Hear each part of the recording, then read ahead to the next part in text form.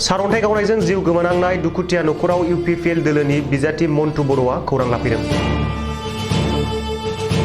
मैया सानजौफुनि 2 रिंगासो समाव ना गुरबाय थानाय समाव हरखाबै सारअन्थाइ नांजानानै माइनाव बाजार खुस्राथारि गामिनि देबा खेरखाथारिनि अनजारि बिसि पद्मि खेरखाथारिया जिउ खोमानो गोनां जादोंमोन।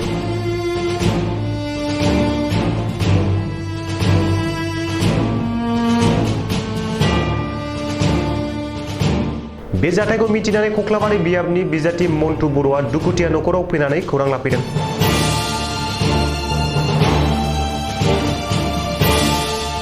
लोगोसे जाथायखौ मिथिनानै गोथौ दुखु मोननायखौ फोरमायदों आरो थालांनाय 1.5 बोसोरनि उन्दै गथ'सानि सायाव सावरायलायनायनि गेजेरजों माबा मोनसे राहा लागोनखौ फोरमायदों।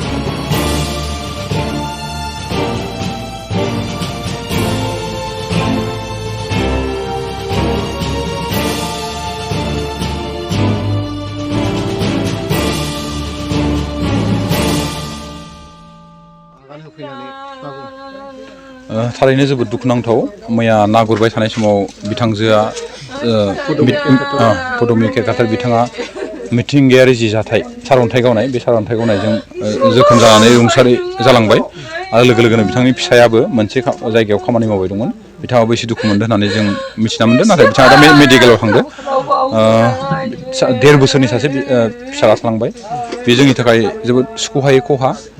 अब्लाबो जिहेतु मिथिंगानि मोनसे लिरनाय बेखौ जों मिथिंगानि जिहेतु बारगा मावनो हाया।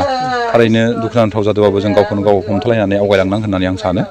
आरो न'खरनि जिखिनि दुखु दाहाफोर बेजों लोगोसे आं बाहागो लानानै उननि समनि जिखिनि हाबाफारि बे हाबाफारिखौ जों मावलांगोन होननानै आं सानदों। मावरिया गथ'नि सायाव जों सावरायलायनायनि गेजेरजों मा राहा लानो हायो बेखौ जों सावरायखांनायनि उनाव नोंथांमोननो फोरमायनानै होगोन।